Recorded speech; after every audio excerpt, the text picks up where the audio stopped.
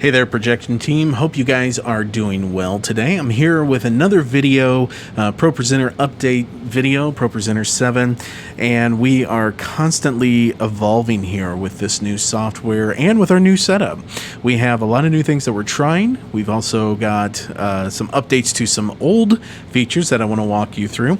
And so before the next time you serve, it would be helpful to watch through this video. Not that any of the previous videos are completely out of date at this point, but this is going to give you just kind of bring you up to speed for this coming weekend, which is August 23rd, 2020. So first thing I want to do, I want to walk you through the new announcement slides, and then I want to go through just the service flow as far as how you run things, and then I want to finish with the new message slide set. With the addition of Tom's new stage monitor, we do have some new things that we're going to be trying there.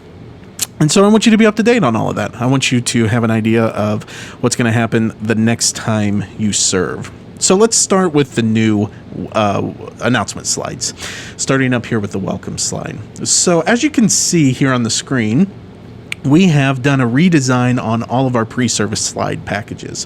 Now, at this point, there are still no significant upcoming events, so we've not included any of the event slides in here. I assume here in the next couple of weeks, we're probably going to start seeing those show back up. But in the meantime, we do want to start playing the new standard pre-service slides. So these include the prayer slide, the social media, silencing the phones, and now a new giving slide. You can see the new design here, and I want to walk you through what you're seeing. So as we've done in the past, these slides will automatically play whenever you click on them, and then once you get to the end, of course, they'll automatically loop back around. However, there is a brand new feature here. You can see that we have two instances of the welcome slide right now. And you also see you have this little label underneath here that says Start Announcements. Well, there is a purpose behind that, and I want to walk you through what it looks like. But the most important thing, before we get behind the why, the most important thing is whenever you start the announcement slides, no matter when that is in the service, I should say, whenever you start the announcement slides, pre-service or post-service, it's important to click on the very first slide. Okay, and as you can see, that slide is only 1 second, and then you move on to the rest of the slides here. But I have that slide disabled so that whenever you get to the end of your slide set here, the slides will return to the first slide, but the first slide will be this slide right here. And let me tell you why. It has to do with the countdown timer. Right now we've got it set up as a 5-minute countdown timer, and if you've run slides here in the last 2 or 3 weeks, you've kind of seen the new design on the countdown timer. So let me go ahead and trigger that. The biggest change you'll notice is we're back with our countdown timer placeholder. And so what you need to do is, once you've started the slides by clicking this very first disabled slide, once you get to 5 minutes to service time, you just come down here and see where this says Start Countdown Timer. Just click that. And up here, you'll see that the countdown timer starts. Well, the great thing about the way that this is set up, though, is the countdown timer, once you start the countdown timer, you don't have to re-click on the slides. They will continue to roll through. So that's a new feature right there. But the reason for this change is you're going to see this in just a moment here. This very last slide, if this slide were to go from here to the first instance of our welcome slide right here, on this welcome slide, there's an action that adds the prop. Let's see here. There's an action that adds this pre/post service graphic to the middle screen. So if that slide were to go back around and trigger this slide again, you'll see we lose our countdown timer on the center screen. So that is so crucial that whenever you put this up, you are selecting this very first slide right here. It only stays for a second, then it moves on to the regular welcome slide. And then once you start your countdown timer, just hit start and you're ready to go. let me walk you through that procedure one more time. Okay, so this is pre-service. Before any of the services, hit the very first disabled slide that says Start Announcements, and then 5 minutes to service time, hit Start Countdown Timer. Okay, there is one important thing to mention to you with the countdown timer. From time to time, we do a 10-minute countdown versus a 5-minute countdown. In those instances, you need to change the countdown timer not here in messages, not here in timers. And we're going to stop and just reset that. You don't change it there. What you're going to want to do is come over here to the countdown timer slide placeholder. Right click, go to Edit Actions, and where it says Timer, Countdown Timer, click on that, and then edit your countdown timer right here. And you'll type in 10 minutes and hit Enter, and you can click off after that. And now, as you'll see, we'll start our announcement slides back up here. Now, as you see, whenever we start that countdown timer, we now have a 10-minute countdown timer. If you were to only change that up in the timers, that's not actually going to change it for the trigger here. And I'll show you just as an example. We'll stop this and we'll reset. And we'll come up here and we'll change this to a 15-minute countdown timer. Okay.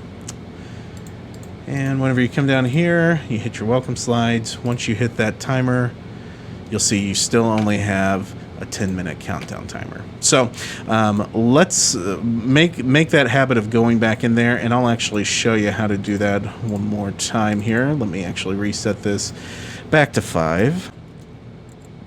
And now one more time with those procedures, right click, go to Edit Actions, Timer, Countdown Timer, click that, and then come down here 10 minutes and change that to 5. Hit Enter. And as you can see, we are back in action there. Okay, so that takes care of the new announcement slides. Hope that makes sense. The long and short of it is, click Welcome to start the announcement slides. Make sure to click that very first slide, and I've made it easy to where you see Start Announcements right there. And then click Start Countdown Timer to do your countdown, and then whenever you're finished, I guess I didn't mention this, when you're finished, just hit this Clear All button right here, and that'll set you up to go into the first song. Okay, now speaking of the first song, we'll click back around here. Speaking of the first song, we've got all of the music set up just like it has been in weeks previous. If this doesn't make sense to you, go back and watch the last video on Tom's display. That'll give you everything you need to know there.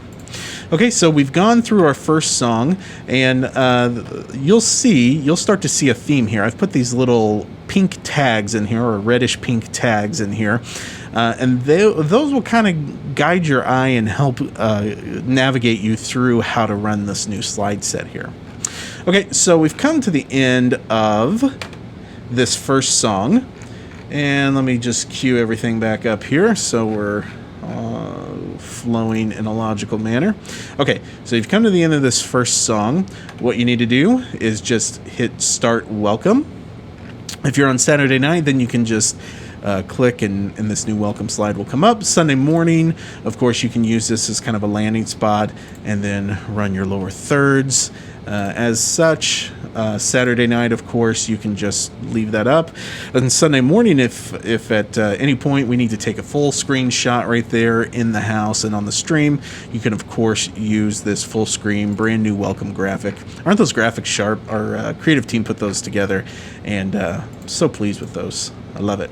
Okay, and then next song after that, you just jump right in and keep flowing. Let's see, why aren't we flowing? Okay, I need to set up a new trigger right there. That's a good reminder. I will set that up. Shouldn't be a problem for this weekend. And then once you get to the message, of course, you're going to want to hit Start Message, and that'll reset your slide set there. And then after the message, still continuing through here, hit Start Invitation, and that'll allow you to put up the prayer slide as a lower third. Of course, on Saturday night, you can use the full screen. And then once you're finished with that, go back to Start Benediction. And then from Benediction, okay, I've got another something I need to clear out there, no problem. I'll make sure that's set up. And then from your benediction there, you can use your, we'll just go ahead and clear all of that out. You can use your half screen slide for Sunday morning. For Saturday night, as you can see, we've got Start Benediction AM and Start Benediction PM. As you're coming through here, hit Start Benediction PM for Saturday night, and then use your full screen benediction slide right there. Hope that makes sense. And then, of course, you've got your last song. Now, at the last song, how I have things set up here, this is for Sunday morning, how I have everything set up is you've got your lower thirds. You've also got your graphic here that'll show up on Tom's monitor. And then once you come to the very end, I want you to click this last slide, and just gives a little something different for the stream and in the house. Let that sit there for a minute or two while you're kind of resetting for the next service, and then go ahead in between services, just come back up here and you can click your slides and you can go back through them again. Okay, so let's go back down to the message slide. This is the last thing. All right, message slide set. So last weekend we experimented with kind of a new setup. And what we did was we tried running the scripture slides on the main screen and the bullet points, the message points on Tom's monitor. And I like that. I think we're going to keep doing that this weekend. But here's how that works. So you're going to start the message by hitting this very first trigger right here. And then, of course, you can run, Tom's lower third, or Nate's speaking this weekend, so you can run Nate's lower third, whichever one is appropriate. And then you have all of the scripture slides here that can run as lower thirds. Now, as you're going through the message here, you'll see that all of the bullet points, or all of the message points, are set up to show on Tom's screen. Now, this will be the same set of slides for the Saturday night, or for the Sunday night crew as well. But all you need to do to use these is just click on your first slide. And as you see up here on our multi-view monitor, up in the top right, that's Tom's display. You'll see that you have point 1, Love God. Clicking on the slide next to it will clear it out, bring back up the logo. Point 2, Love People. For this weekend, he's going to have 2 sets of points. So he'll have set 1, points 1 through 3, set 2, points 1 through 4, and then he'll have some reflection questions at the end. So you'll have Love God, and then 3 reflection questions underneath of Love God. You'll have Love People, 3 questions under that. Make Disciples, 3 questions under that. So I think that should make sense, and it'll definitely make sense once you're sitting here and looking at it. All right, well, that is the meat of what you need to know. At this point, if you're comfortable, if you're feeling comfortable, feel free. You can end the video at this point, and no problem. However, if you'd like a little more insight into what's happening behind the scenes, stick around here for the next few minutes, because I'm going to walk you through why things are being routed the way that they are. It's some new features in ProPresenter 7, and the first thing that I want to mention to you is the new Looks feature, L-O-O-K-S, Looks feature in ProPresenter 7. That is what's making possible all of the different routing that we're doing. Okay, so let's go up to screens, and I'm going to bring up the Looks dialog box here. Now, this, like I said, this is brand new from ProPresenter, or in ProPresenter 7. This wasn't a feature in ProPresenter 6. But essentially what's happening here is you're seeing the 2 different outputs of the screens. So you're seeing the main screens right here, and you're seeing Tom's screen right here. Now, the cool thing about that is you can have as many of these outputs as possible, or as your machine can do, I should say. And that's a great thing about ProPresenter 7. So if we had just screens in the lobby that all they did were run announcements, we could put that up there. If we wanted 3 or 4, or 2 or 3, I should say, different stage screens, say you wanted just one screen that all it was a timer. You can set that up here in ProPresenter 7, and you can do all of this formatting here. So what we've done is we have our main screen, which is which is the house screens here in the online feed, and then we have Tom's screen, which is the stage monitor that sits next to him on stage. And then after that, what you have here are essentially the different layers, and you're choosing what layers go where. This does correspond, interestingly enough, to the buttons here, and you can kind of see the hierarchy of how ProPresenter presents information. So up here, you've got your props and messages, and you'll see the clear for props and messages is right here. You'll see clear props pop up there. Now you have your announcement layer, which the interesting thing in ProPresenter 7 is they use the announcements as almost like a secondary feed to send things out. So you can choose whether your slide set goes to the announcement feed, and then you can choose which screen that feed ends up going to. Then you have your presentation feed. So let me back up. So you've got your props and messages. I showed you where to clear that. Your announcements here show you where to clear that. You come right down here. You're clearing your announcements, so you can see the hierarchy here. This is highest layer to lowest layer as we go. And then you have your clear slide, which the slides are usually just a pure text or is some type of formatted text, which if you look here, you see clear slide. And then you have your media. You can choose where that's going. And of course, your media here is going, or there's your clear media. That's another layer. And then finally, and which we don't use this, but if you had a smaller setup and no video switcher, you could send your video input through ProPresenter and then do overlays and things like that. But we don't do that. We've not used that feature, and I've not found it to be that useful for any setup that I've done. However, it is a very powerful function if you are ever in a situation where you need to use it. Okay, so the default with all of this is to have everything all the way on. One other feature that's kind of cool is within the presentation, you can go for each screen and you can select from the themes. Now remember that these used to be called templates. These are now themes in ProPresenter 7, but you can select any theme for your content to choose as it's pushing out. So let me show you. I've got a look here called lower third music. And in lower third music, I send out just the slides, okay, just the lower thirds, because all we're doing is laying text over the video feed. And if I come down here to worship, you can see that my theme that I've chosen is the lower third worship theme. Now, over on Tom's monitor, I'm sending both the slides and the media out to his monitor. And I'm looking at the worship theme called Tom's Display, which you know, ironically enough, is the exact same as the full screen Saturday Night Slides. Okay, so that's kind of how we're pushing content out here.